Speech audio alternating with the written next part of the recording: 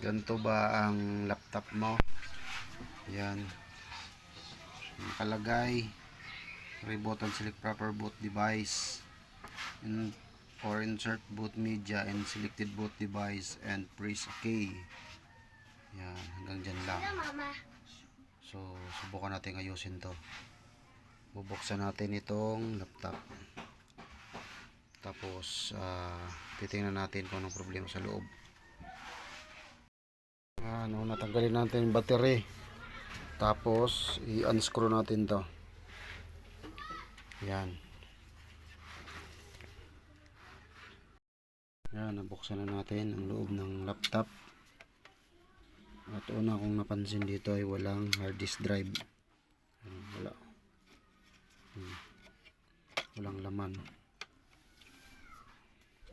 Ito, subukan natin itong linisin yung kanyang RAM. Hanapan natin ng pamalit. Ito na yung RAM na tinanggal natin dito. Yan yung lock nya. Buka mo lang yan, matatanggal mo na to. Linisin natin tong RAM. Medyo malinis pa naman itong isa.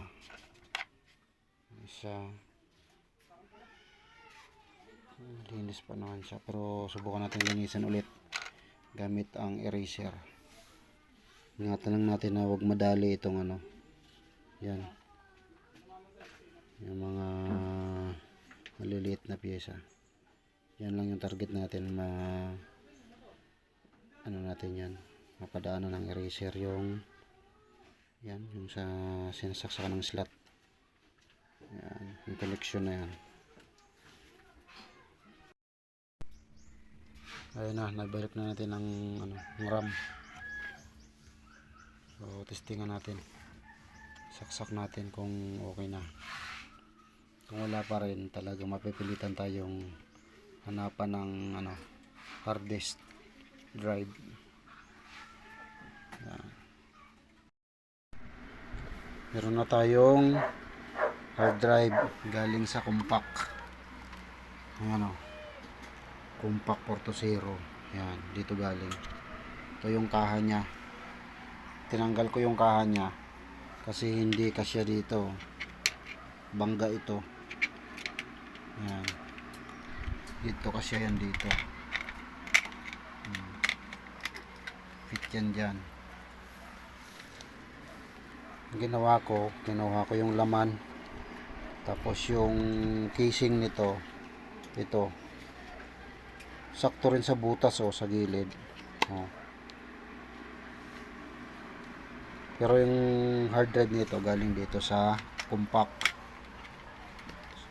420. Kasi pareho rin yung butas ng screw. Kaya nailagay natin ito yung kanyang screw. Yan.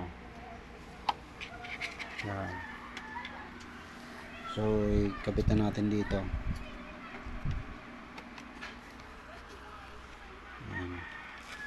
So yan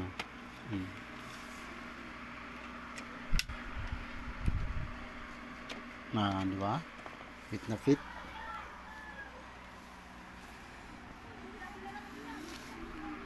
Tapos takpan muna natin. Testing muna natin bago natin takpan.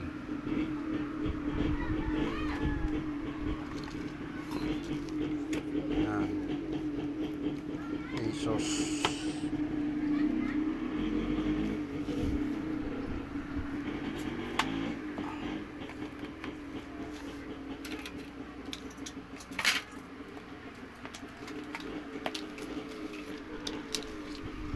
Saksak natin.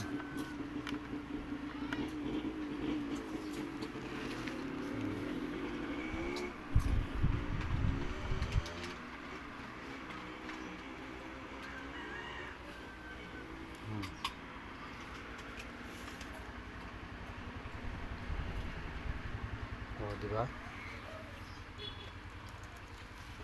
Sira yung kanyang keyboard. So, gamitin natin ito. Natin. Ito.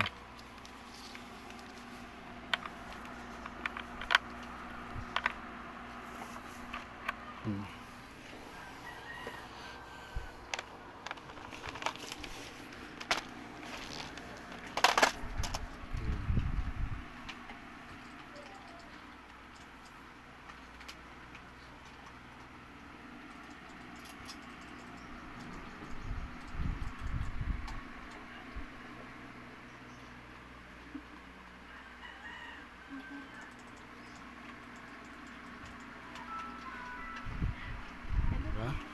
Sword.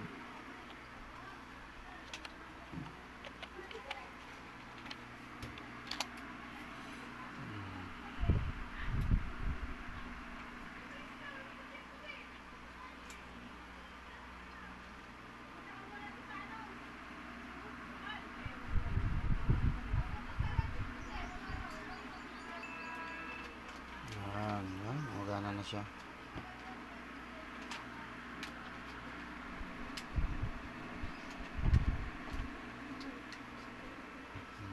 Diba? Magana na yung ASUS.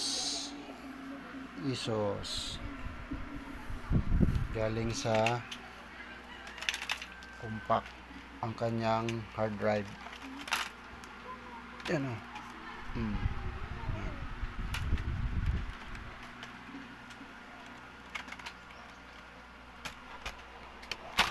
Yan. Yan ko kinuha. Compact. So ito okay na. So yun lang. Maraming salamat.